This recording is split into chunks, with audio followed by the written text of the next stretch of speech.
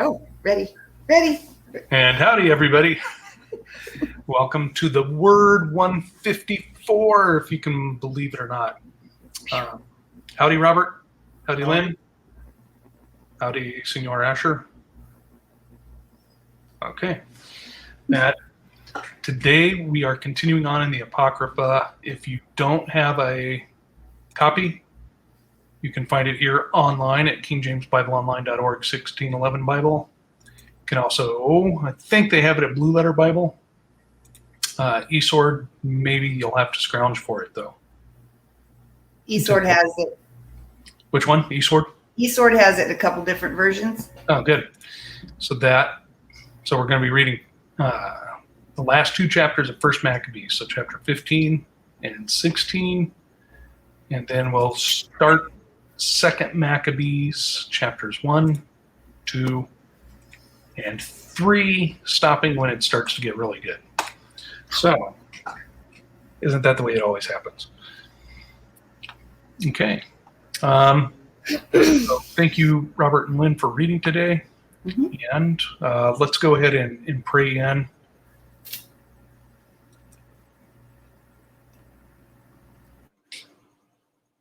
And Heavenly Father, thank you very much for letting us continue to study your word. We are very grateful. And we would ask for you to pour out your spirit of discernment and understanding upon us.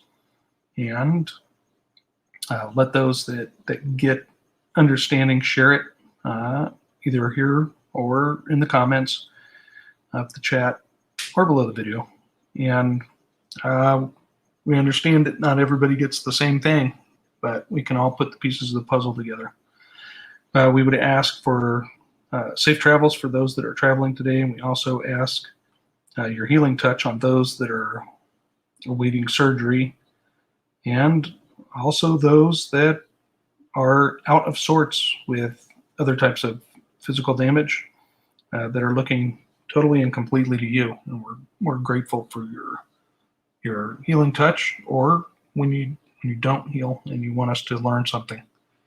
We would also ask for those that are in financial distress, that you provide a way that only you can to get out of that, or the knowledge of how to do it. We thank you for that. Please bless everybody here now and in the future participating in this. We thank you in Jesus Yeshua's name. Amen. Okay, so I'm going to get this ball rolling with First Maccabees chapter 15. Continuing on, moreover, Antiochus, son of Demetrius, the king, sent letters from the isles of the sea unto Simon the priest and prince of the Jews, and to all the people, the contents whereof were these: King Antiochus to Simon the high priest and prince of his nation, and to the people of the Jews, greeting. For as much as certain pestilent men have usurped the kingdom of our fathers, and my purpose is to challenge it again, that I may restore it to the old estate, and to the end have gathered a multitude of foreign soldiers together and prepared ships of war. My meaning also being to go through the country, that I may be avenged of them that have destroyed it, and made many cities in the kingdom desolate. Now therefore I confirm unto thee all the oblations which the kings before me granted thee, and whatsoever gifts besides they granted. I give thee leave also to coin money for thy country, and with thine own stamp. And as concerning Jerusalem and the sanctuary, let them be free, and all the armor that thou hast made, and fortresses that thou hast built, and keepest in thine hands, let them remain unto thee. And if anything be or shall be owing to the king, let it be forgiven thee from this time forth forevermore. Furthermore, when we have obtained our kingdom, we will honor thee and thy people with great honor.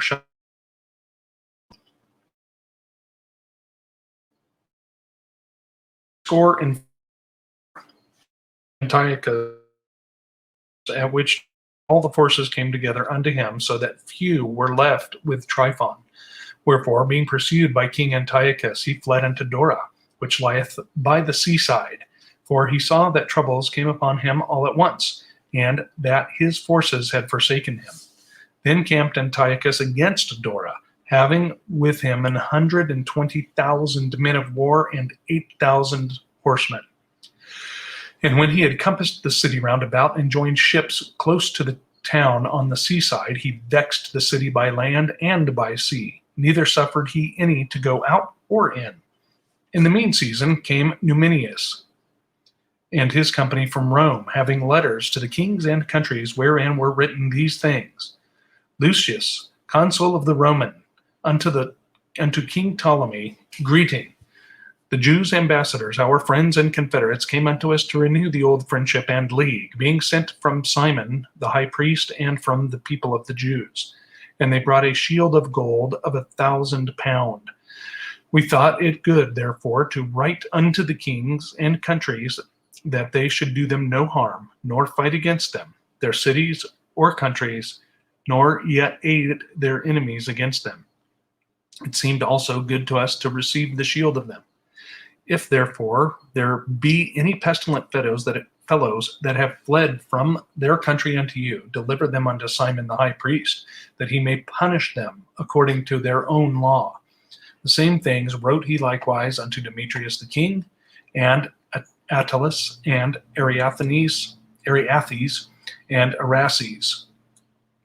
Verse 23, and to all the countries, and to Sampsames, and the Lacedaemonians, and to Delos, and Mindus, and Sicyon, and Caria, and Samos, and Pamphylia, and Lycia, and Halicarnassus, and Rhodus, and Aratus, and Cos, and Side, and Aridus, and Gortina, and Cnidus, and Cyprus, and Cyrene. In the copy hereof they wrote to Simon the high priest. So Antiochus the king camped against Dora the second day, assaulting it continually, and making engines, by which means he shut up Tryphon, that he could neither go out nor in. At that time Simon sent him 2,000 chosen men to aid him, silver also, and gold, and much armor.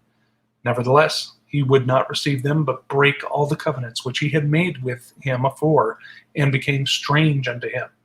Furthermore, he sent unto him Athenobius, one of his friends, to commune with him, and say, You withhold Joppa and Gazera, with the tower that is in Jerusalem, which are cities of my realm. The borders thereof ye have wasted, and done great hurt in the land, and got the dominion of many places within my kingdom. Now, therefore, deliver the cities which ye have taken, and the tributes of the places whereof ye have gotten dominion without the borders of Judea. Or else give me for them 500 talents of silver, and for the harm that ye have done, and the tributes of the cities, other 500 talents. If not, we will come and fight against you. So Athenobius, the king's friend, came to Jerusalem, and when he saw the glory of Simon, and the cupboard of gold and silver plate, and his great attendance, he was astonished, and told him the king's message. Then answered Simon, and said unto him, We have neither taken other men's land, nor holden that which appertaineth to others, but the inheritance of our fathers, which our enemies had wrongfully in possession at a certain time. 34. Wherefore, we, having opportunity, hold the inheritance of our fathers. And whereas thou demandest Joppa and Gazera, albeit they did great harm unto the people in our country, yet will we give thee 100 talents for them. Hereunto Athenobius answered him not a word, but returned in a rage to the king, and made report unto him of these speeches, and of the glory of Simon, and of all that he had seen. Whereupon the king was exceeding wroth. In the meantime fled Tryphon by ship unto Orthosius. Then the king made Cendebeus captain of the seacoast, and gave him an host of footmen and horsemen, and commanded him to remove his host toward Judea. Also he commanded him to build up Cedron, and fortify the gates, and to war against the people. But as for the king himself, he pursued Tryphon. So Cendebeus came to Jamnia, and began to provoke the people and to invade Judea and to take the people prisoners and slay them.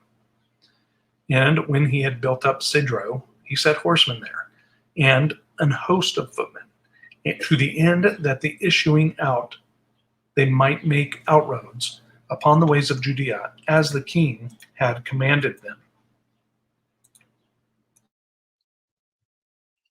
Okay, shall I read now?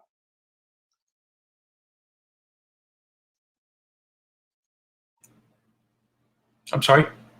You want me to go ahead? Yes, please. All right. Maccabees chapter 16. Then came up John from Gezerah and told Simon his father what Maccabees had done. Wherefore Simon called his two eldest sons, Judas and John, and said unto them, I and my brethren and my father's house have ever from my youth unto this day fought against the enemies of Israel. And things have prospered so well in our hands that we have delivered Israel oftentimes. But now I am old, and ye, by God's mercy, are of a sufficient age. Be ye instead of me and my brothers, and go and fight for our nation, and the help from heaven be with you. So he chose out the country 20,000 men of war with horsemen, who went out against Sangibius and rested that night at Modin. And when as they rose in the morning and went into the plain, behold, a mighty great host, both of footmen and horsemen, came against them. Howbeit there was a water brook betwixt them. So he and his people pitched over against them. And when he saw that the people were afraid to go over the water brook, he went first over himself. Then the men, seeing him, passed through after him. That done, he divided his men, and set the horsemen in the midst of the footmen, for the enemy's horsemen were very many. Then sounded they with the holy trumpets, whereupon Sennabius and his host were put to flight, so that many of them were slain, and the remnant gat them to the stronghold. At that time was Judas John's brother wounded, but John still followed after them, until he came to Cedron, which Canabius had built. So they fled even unto the towers in the fields of Azotus, wherefore he burnt it with fire, so that there were slain of them about 2,000 men. Afterward he returned into the land of Judea in peace. Moreover, in the plain of Jericho, as Ptolemaeus, the son of Ababus, made captain, and he had abundance of silver and gold, for he was the high priest's son-in-law. Wherefore his heart being lifted up, he thought to get the country to himself, and thereupon consulted deceitfully against Simon and his sons to destroy them. Now Simon was visiting the cities that were in the country and taking care of the good ordering of them, at which time he came down himself to Jericho with his sons, Mattathias and Judas, in the 170th year, in the 11th month, called Sabbath, where the sons of Abebus received them deceitfully into a little hold called Docus, which he had built, made them a great banquet. Howbeit he had hid the men there.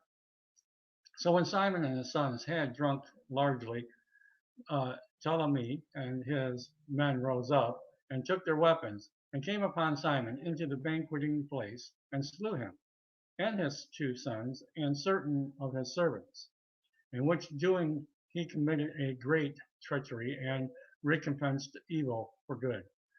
Then Ptolemy wrote these things and sent it to the king, that he should send him an host to aid him, and he would deliver him the country and cities.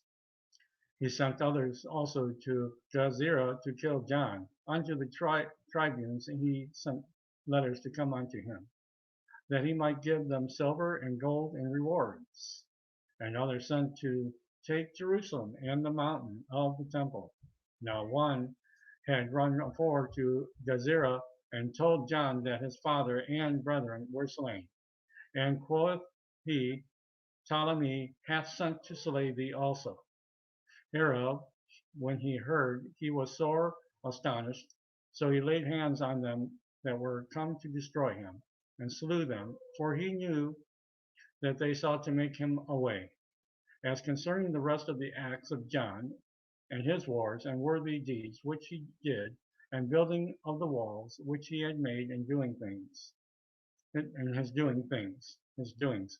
Behold, these are written in the chronicles of his priesthood from the time he was made high priest after his father. All right, second book of Maccabees, chapter 1. The brethren, the Jews that be at Jerusalem and in the land of Judea, wish unto the brethren, the Jews that are throughout Egypt, health and peace. God be gracious unto you, and remember his covenant that he made with Abraham, Isaac, and Jacob, his faithful servants, and give you all an heart to serve him and to do his will with a good courage and a willing mind, and open your hearts in his law and commandments, and send you peace, and hear your prayers, and be at one with you, and never forsake you in time of trouble. And now we be here praying for you. What time as Demetrius resigned in the 169th year, we the Jews wrote unto you in the extremity of trouble that came upon us in those years, from the time that Jason and his company revolted from the Holy Land and Kingdom, and burned the porch, and shed innocent blood. Then we prayed unto the Lord, and were heard. We offered also sacrifices, and fine flour, and lighted the lamps, and set forth the loaves. And now see that ye keep the Feast of Tabernacles in the month Caslu. In the 168th year, the people that were at Jerusalem and in Judea and in the council, and Judas sent greetings and health unto Aristobulus, King Ptolemy's master, who was of the stock of the anointed priests, and to the Jews that were in Egypt. Insomuch as God hath delivered us from great perils, we thank him highly, as having been in battle against a king. For he cast them out that fought within the holy city. And when the leader was come into Persia, the army with him that seemed invincible, they were slain in the temple of Nane by the deceit of Nane's priests. For Antiochus, as though he would marry her, came into the place, and his friends that were with him, to receive money in the name of a dowry, which when the priests of Nanea had set forth, and he was entered with a small company into the compass of the temple, they shut the temple as soon as Antiochus had come in, and opening the privy door of the roof, they threw stones like thunderbolts, and struck down the captive, hewed them in pieces, smote off their heads, and cast them to those that were without. Blessed be our God in all things, who has delivered up the ungodly.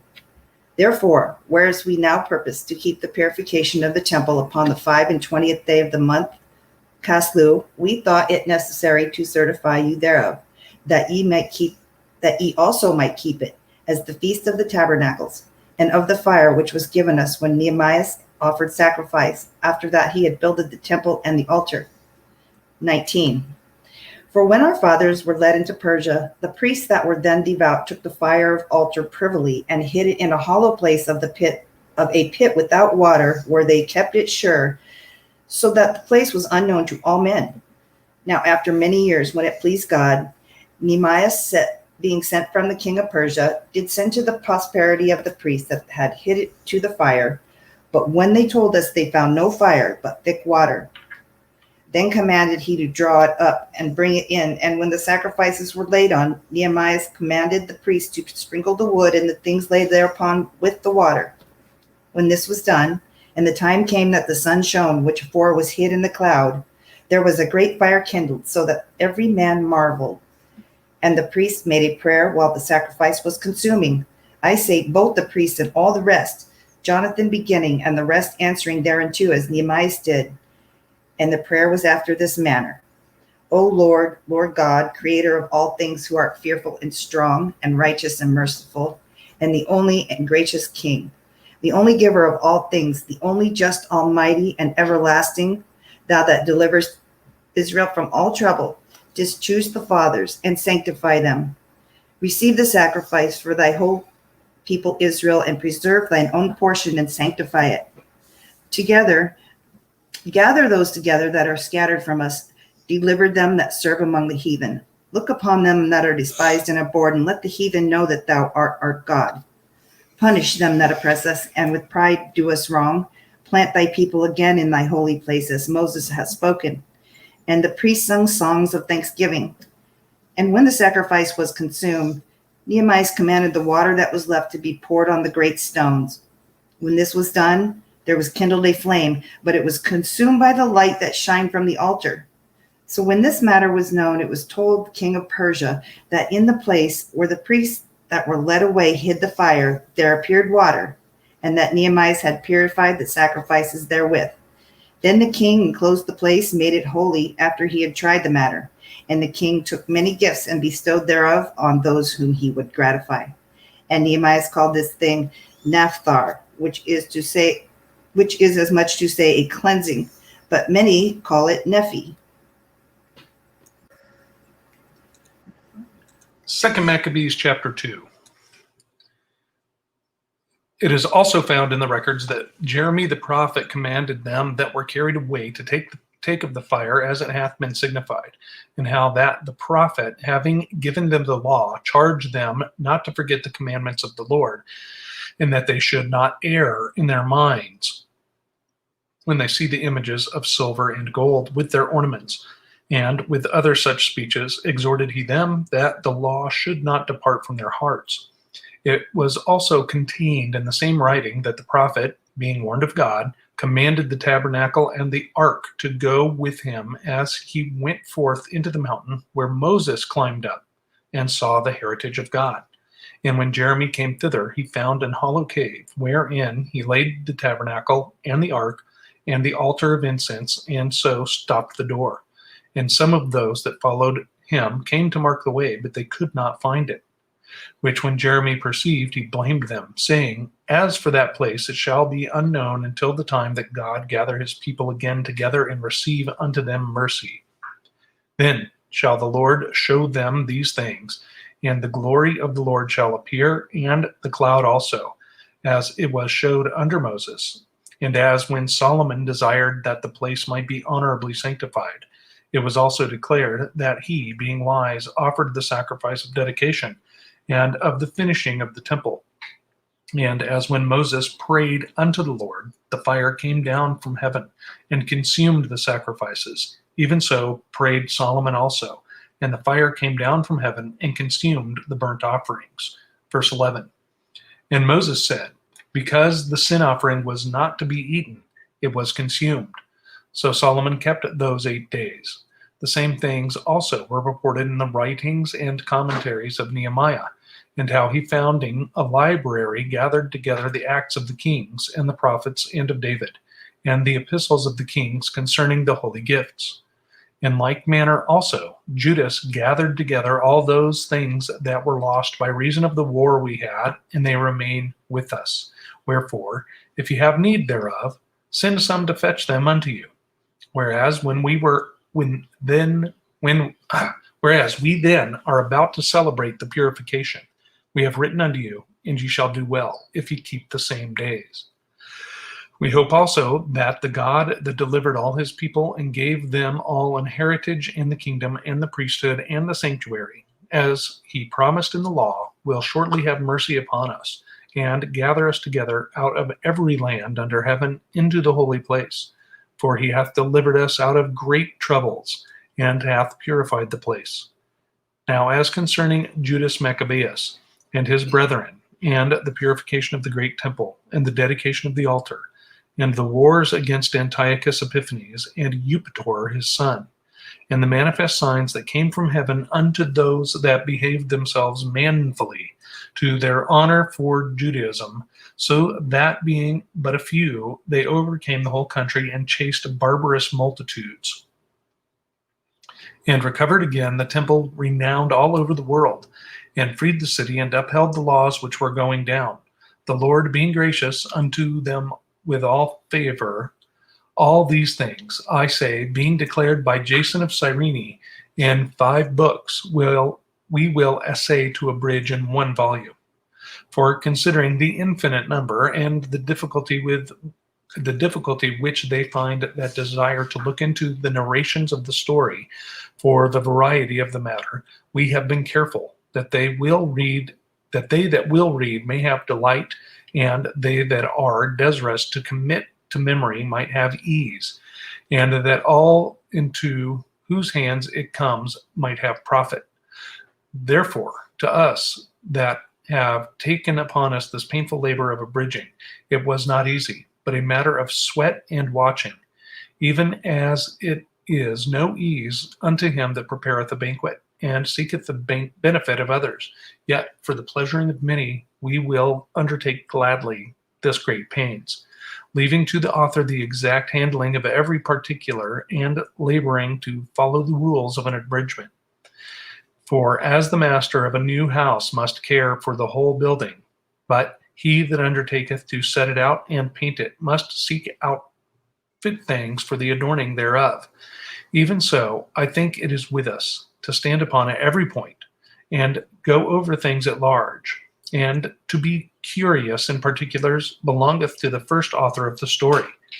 But to use brevity and to avoid much laboring of the work, it is to be granted to him that will make an abridgment. Here then we will begin the story, only adding thus much to that which hath been said, that it is a foolish thing to make a long prologue, and to be short in the story itself.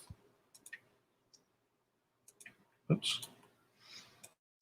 Okay, 2 Maccabees chapter 3. Now when the holy city was inhabited with all peace, and the laws were kept very well, because of the godliness of Onias the high priest, and his hatred of wickedness, it came to pass that even the kings themselves did honor the place, and magnify the temple with their best gifts. Insomuch that Seleucus of Asia of his own revenues bare all the cost belonging to the service of the sacrifices. But one Simon of the tribe of Benjamin, who was made governor of the temple, fell out with the high priest about disorder in the city. And when he could not overcome Onias, he gat him to Apollonius, the son of Thrasius, who then was governor of Celesyria and Phoenice, and told him that the treasury in Jerusalem was full of infinite sums of money, so that the multitude of their riches, which did not pertain to the account of the sacrifices, was innumerable, and that it was possible to bring all into the king's hand. Now when Apollonius came to the king and had showed him of the money whereof he was told, the king chose out Heliodorus, his treasurer, and sent him with a commandment to bring him the foresaid money. So forthwith Heliodorus took his journey under a color of visiting the cities of Celesyria and Phoenice, but indeed to fulfill the king's purpose. And when he was come to Jerusalem, and had been courteously received of the high priest of the city, he told him that intelligence was given of the money, and declared whereof he came, and asked if these things were so indeed.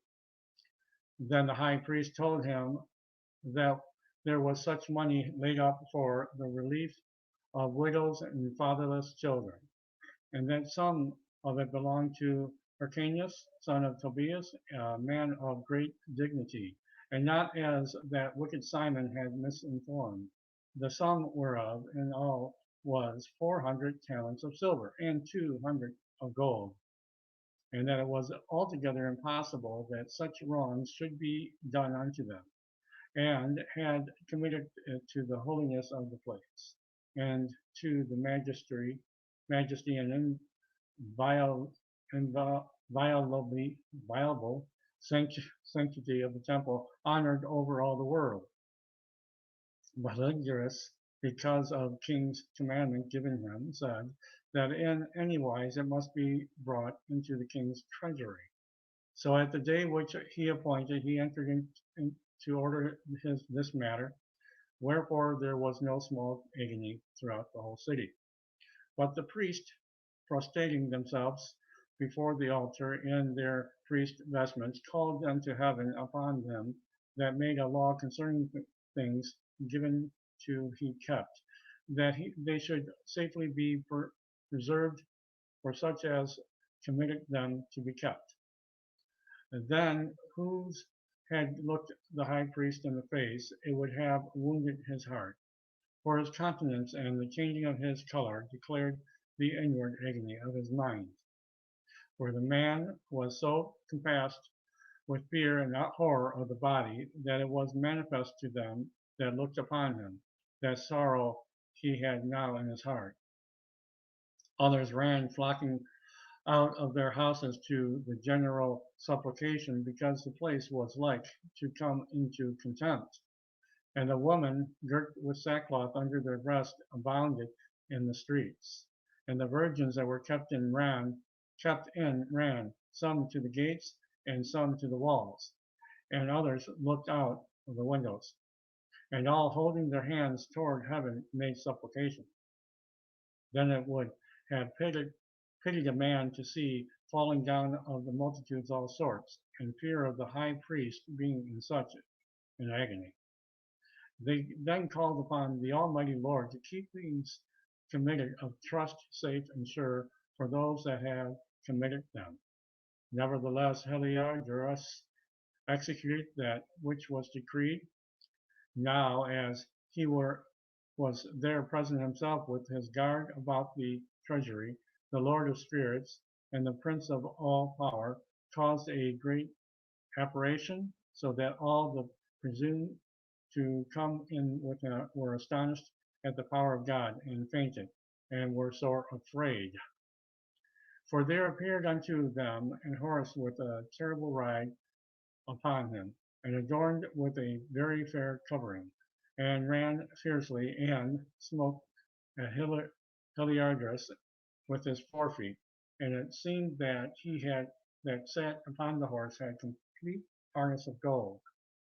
Moreover, two other young men appeared before him, notably in strength excellent and beauty, and comely in apparel, who stood by him on either side, and scourged him continually, and gave him many sore stripes. And Heliodorus fell suddenly into the ground, and was compassed with great darkness. But they were with him took him up, and put him into a litter. Thus him the that lately came with a great train, and with all his guard into the said treasury, they carried out, being unable to help himself with his weapons. And manifestly they acknowledged the power of God. For he by the hand of God was cast down, and lay speechless, without all hope of life. But they praised the Lord, that had miraculously honored his own place, for the temple, which a little afore was full of fear and trouble. When the Almighty Lord appeared, was filled with joy and gladness. Then straightway certain of Heliodorus' friends prayed Onias that he would call upon the Most High to grant him his life, who lay ready to give up the ghost. So the high priest, suspecting lest the king should misconceive that some treachery had been done to Heliodorus by the Jews, offered a sacrifice for the health of the man. Now, as the high priest was making an atonement, the same young men in the same clothing appeared and stood beside Heliodorus, saying, Give Onias the high priest great thanks, insomuch as for his sake the Lord hath granted thee life. And seeing that thou hast been scourged from heaven, declare unto all men the mighty power of God. And when they had spoke these words, they appeared no more. So Heliodorus, after he had offered sacrifice unto the Lord, and made great vows unto him that had saved his life, and saluted Onias, returned him his host to the king. Then testified he to all men the works of the great God, which he had seen with his eyes. And when the king Heliodorus, who might be a fit man to be sent once again to Jerusalem, he said, If thou hast any enemy or traitor, send him thither, and thou shalt receive him well scourged, if he escaped with his life, for in that place, no doubt, there is a special power of God. For he that dwelleth in heaven hath his eyes on that place, and defendeth it. And he beateth and destroyeth them that come to hurt it. And the things concerning Hilarius and the thing and keeping of the treasury fell out of this sort.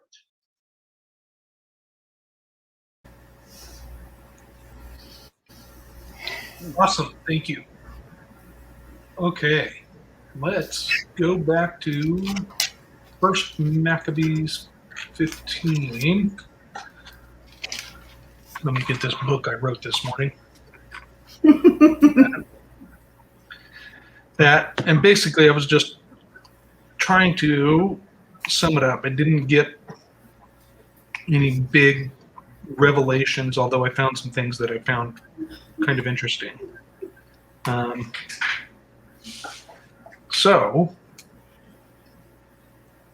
Anyways, for verses 1 through 9,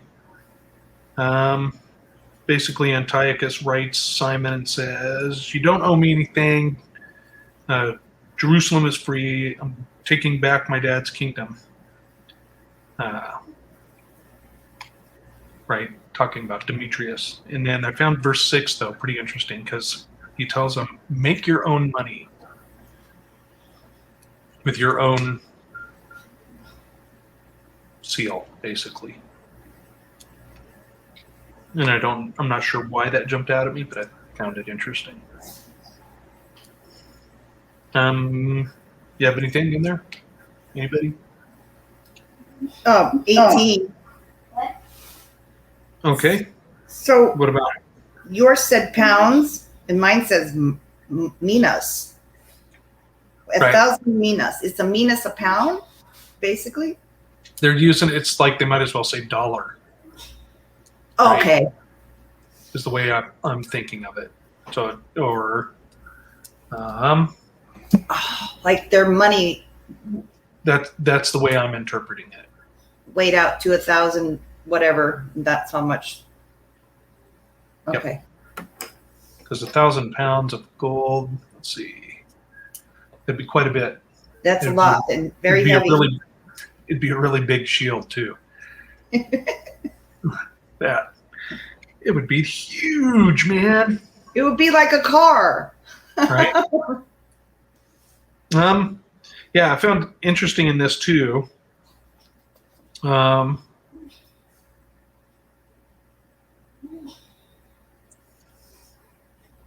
sends, right, from the consul Lucius sends Numinius and an army basically saying, hey, we're allies with the Jews, with Judah. See, they even have me doing it now.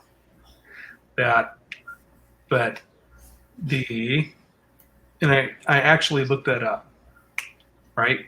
So Lucius, because I figured this out to be about a little later, around 357 BC. So Lucius, there's so many consuls. If you remember back when we did the series on the Republic, the Roman consuls were elected for a year at a time, but then they would be, they could be reelected, right? But they couldn't be consul twice in a row. So it's an interesting system, but that there was a number of consuls named Lucius in this period, or Lucius. That just pretty interesting. So, anyways, you have anything else in that section right there? Anybody? Well, we have a lot of drama and intrigue. Yeah, I got 27 through 31 basically Antiochus goes bipolar and demands that the cities be returned or tribute. Either give me my land back or pay me for them. Give me a ton of gold.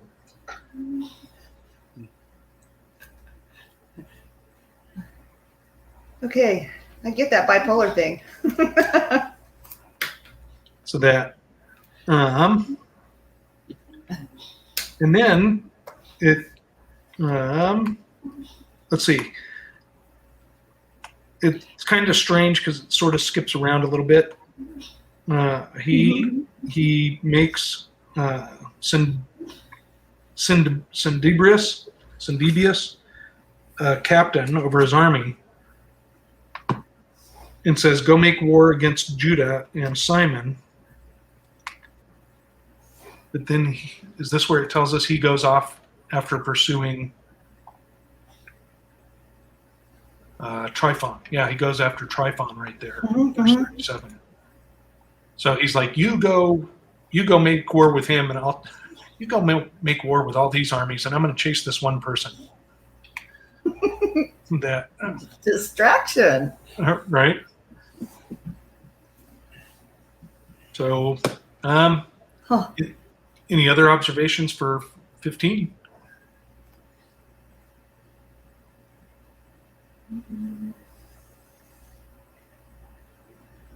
Okay, chapter 16. Chapter 16 of First Maccabees. Okay, so now,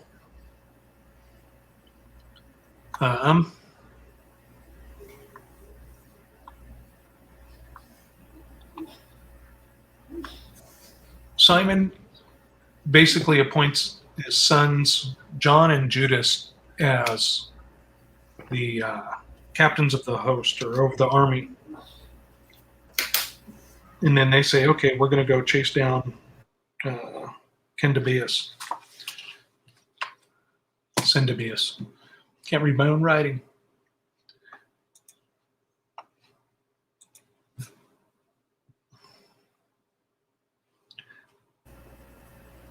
So then, I don't have anything until verse 8. Oh. 8? That's what I have. And what did you have about that? Oh, he just came. They sounded the trumpets, and then chased that guy off. Man, there goes the trumpets, and the host of heavens hears that, and bye bye, Syndebius. Whatever your name is. Yep. He lays out of there. Yep. And a bunch of them were slain. And it's interesting. It says that his brother, John's brother, Judas, was wounded. But John still went after him. And basically did all war. Burned fields, burned the city, and then he goes home to Judea in peace. And if you notice too, they keep what I call confounding it. They talk about, they say it's the land of Israel, they say it's the land of Judea, and you can see why it's so confusing when people start to study all of Scripture, because it's been programmed into them. Well, Jews are sons of Abraham. They're the children of Israel. They are Israel, and don't think it wasn't by accident. It was on purpose that they've done that. Let's see. So, anyways, and it started way back then. Oh, where are we? So this is also year 177 after they returned from the captivity.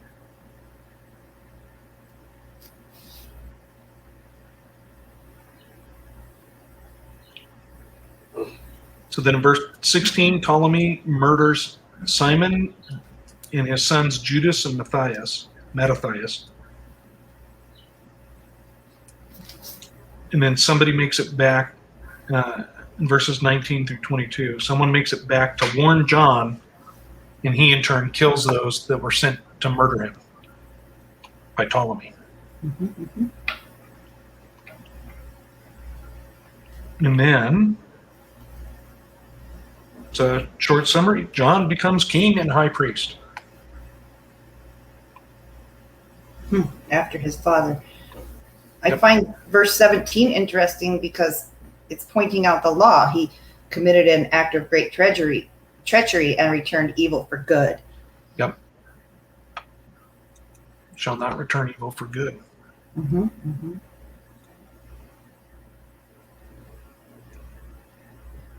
Okay. Anything else? Anybody else have anything for 16? Anything leaping out at you? Besides an army. Right? Okay, let's go to 2 Maccabees chapter 1. Oops. Okay, so this is basically a summary of Nehemiah, the book of Nehemiah. The first two chapters are pretty much, with a little bit of Jeremiah thrown in and some of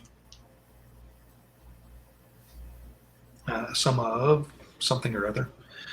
Some of the books of the Torah too, the Pentateuch. But like 1 through 6 is basically greetings, keep the commandments. Open your heart to the law and commandments. That just, that's how we should start greeting each other. Yeah. Greetings.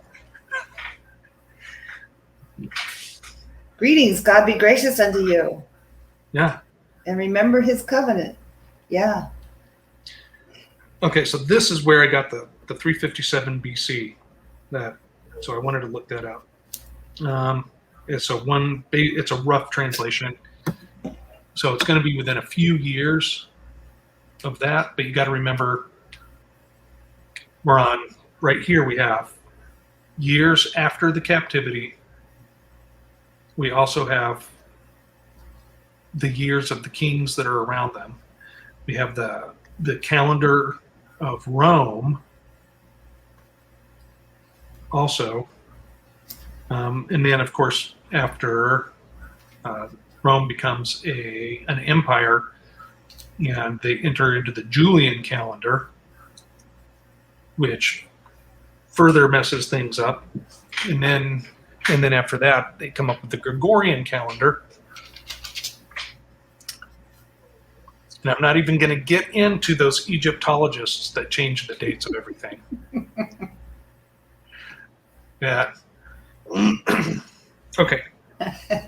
So this guy seemingly appears out of nowhere. Jason revolted and burned and killed the people in Jerusalem.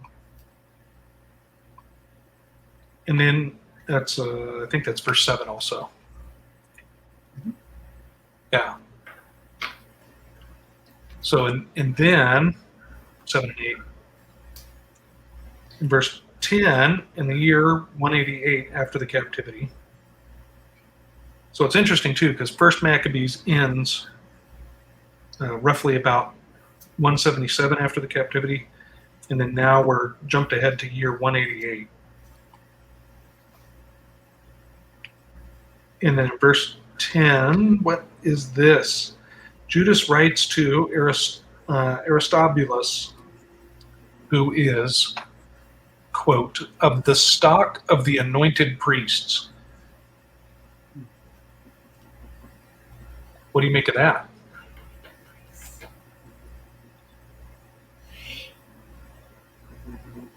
Which anointed priests? I believe they're talking about the sons of Aaron.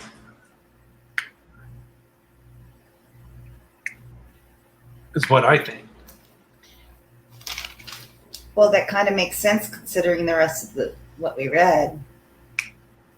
And then miracle. remember when this started, we're not told that they are from, that the Maccabees are from the tribe of Levi, of the blood of Aaron, or of the line of Aaron. But we're told that they want the position of high priest. So this is kind of interesting, I think. I think there's something there.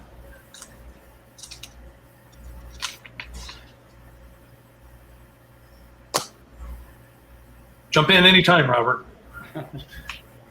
Yeah. That's the way we do it. Just bah. And if we were in the same room, we'd leg wrestle. Yep.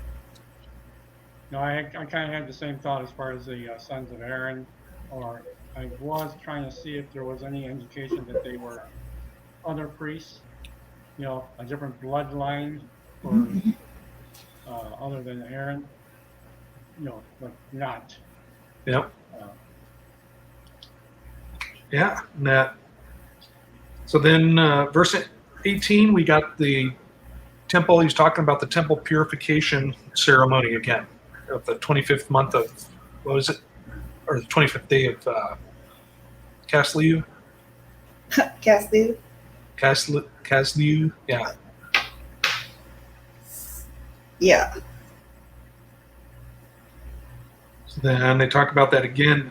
Let's see, they talk about it in 18, and basically 19 through 36, and it continues over into chapter 2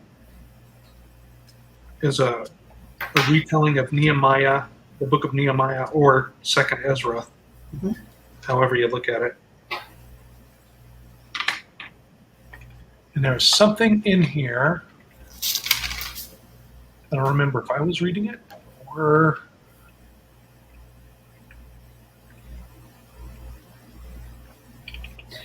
might be where Robert was reading. I don't remember. But it's all, they throw in, for the first time, they throw in Judaism, which isn't messianic. It's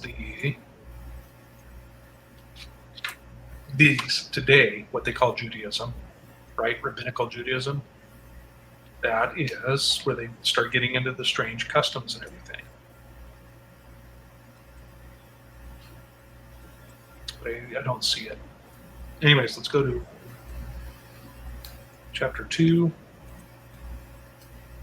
No, wait a minute. No, just back up. Back your horses up.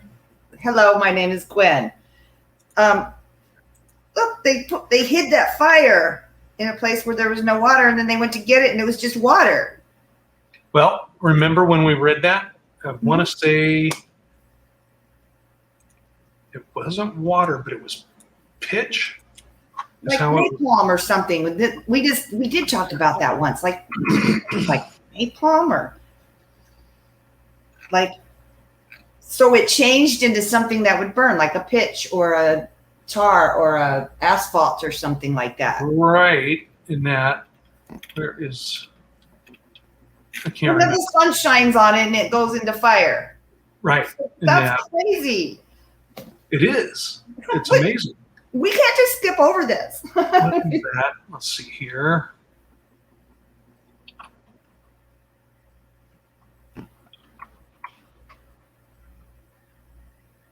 Trying to do a search for it with what we know.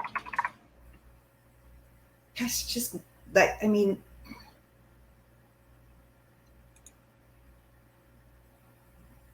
that frustrating. Place of a pit. And that's in my other notebook. But of course it is. yeah, when they found it, they went and, well, like I said, it's basically a retelling of Nehemiah.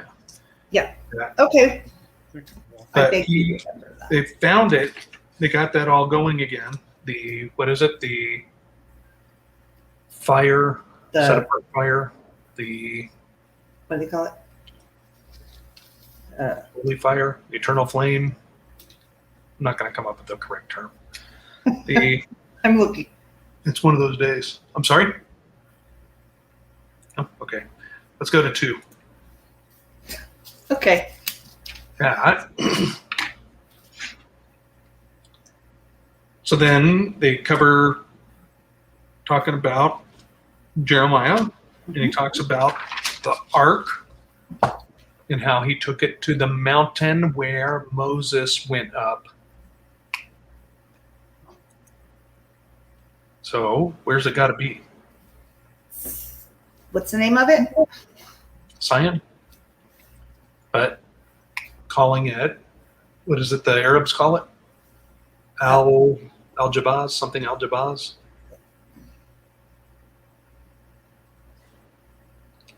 And that I find very interesting. And I find it interesting too that the people that were with him tried to find the path again. And when he found out what they were doing, he's like, you're not going to find it. It's going to be hidden until the very last days.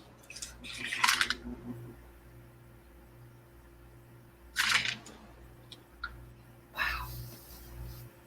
I know. And that, what did I get? I got something in 14.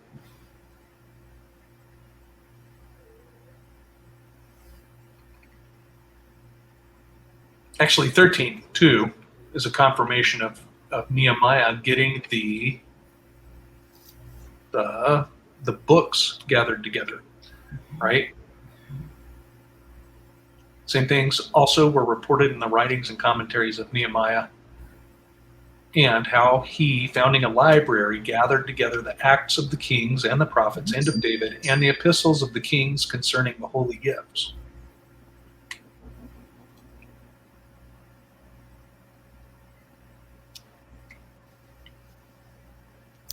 But then, in 14, Judas gathered all those things that were lost by reason of the war we had, and they remain with us. So basically, he's telling this anointed priesthood, if you need any of this stuff, just ask, and we'll fetch it for you.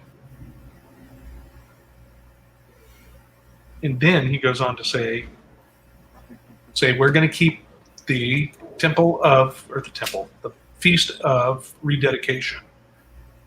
Mm-hmm. And you should too. Excuse me.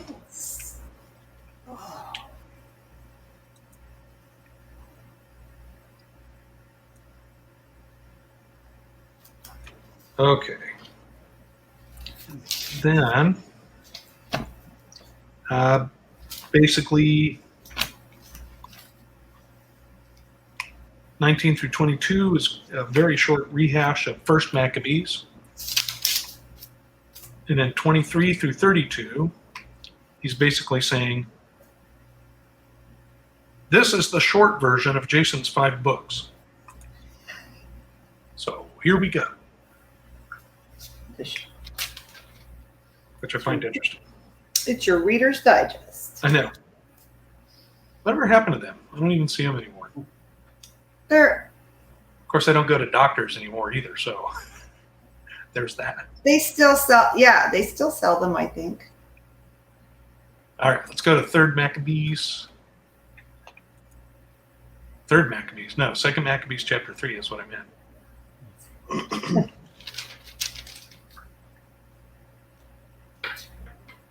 Okay, so everything's good and wonderful. We got Onias the high priest. He hates wickedness. And then another Simon from the tribe of Benjamin, who was the governor of the temple, which that's not according to Torah, is it?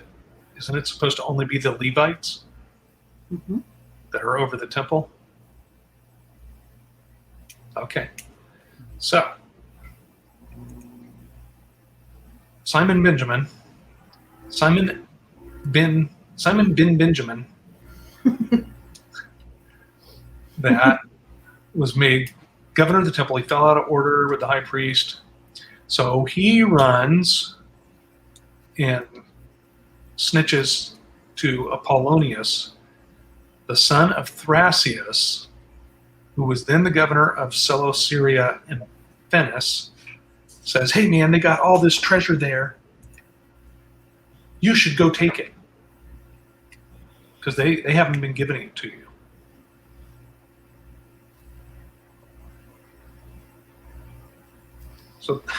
So then he sends, Apollonius sends Heliodorus to verify if that's true, and if it is, to snatch all that silver and gold.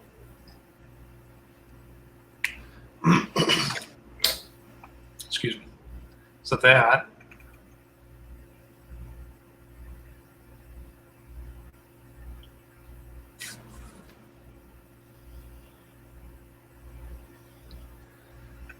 so he comes and checks it out. Anything jumping out at you?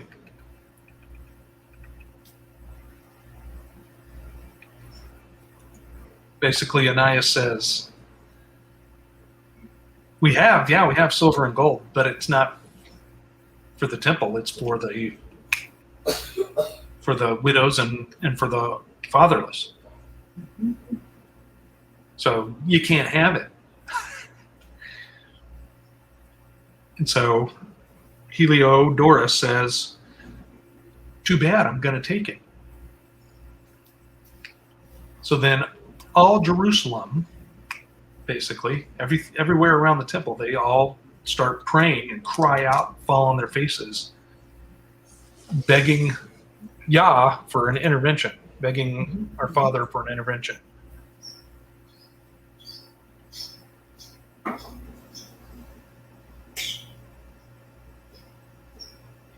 Okay, I got a question. In verse 19, why is it specifying that the women have sackcloth under their breasts?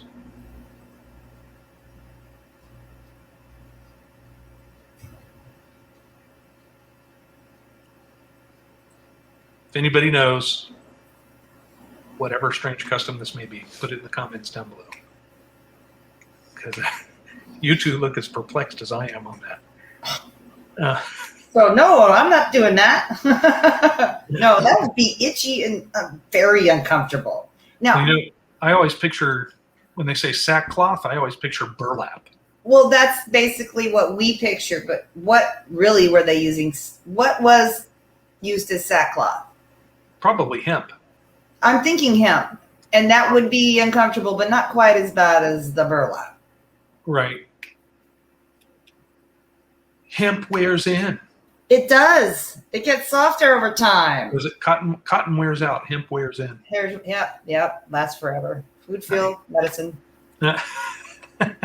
Anyways, let's see here. So he's going to take it anyways. Mm-hmm. They all pray. Now, what is this? Because it says apparition in 24. It says that the Lord of Spirits and the Prince of all Power caused a great apparition. Now, they say it's an apparition, but this apparition killed the guy. Whooped his bottom. It opened up. It beat him silly. Right? So not only is the horse doing that trample down thing, but the two messengers, the two angels, are whipping him also. What does it say? They scourged him, I think. Where is it? 26. 26, yep. Continually, and gave him many sore stripes. They weren't counting to 49. No, I don't think they were stopping. No. And in fact, I just saw something about a woman in Indonesia that was given 100 lashes, and she ended up collapsing from it, fainting from it.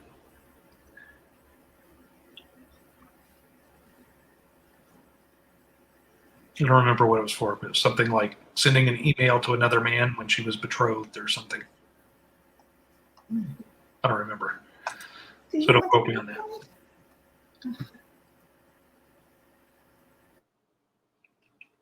Okay, now, what about this horse? Doesn't say anything about the horse, but it says that the rider was covered and adorned with a very fair covering. So is that like a white robe? Okay.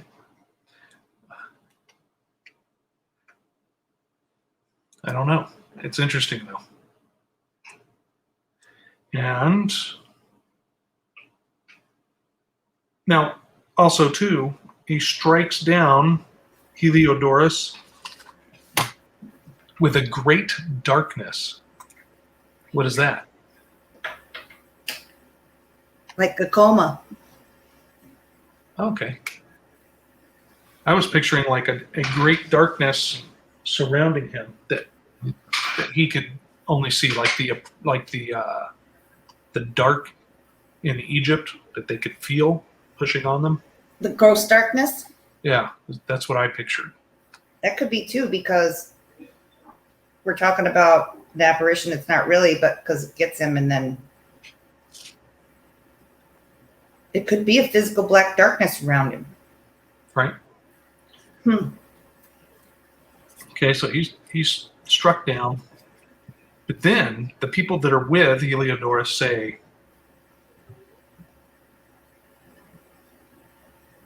they tell him, please don't let him die. They say to Onias, please don't let him die. Intervene. So Onias offers this sacrifice, and the same two, I'm going to call them angels, that same two soldiers of our Father that whooped him appear and, I guess, restore him to some effect and tell him basically, go declare Yah to all men.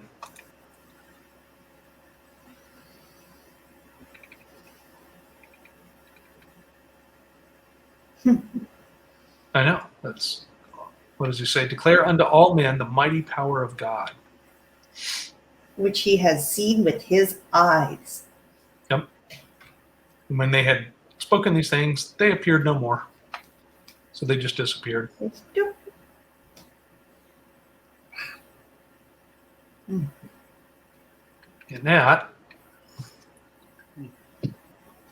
then he runs away. He goes home.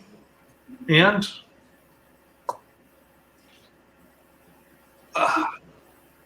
he goes home, and Apollonius says, so who should I send there? He's like, anybody you don't like, that's who you send there. Because they're gonna get whooped.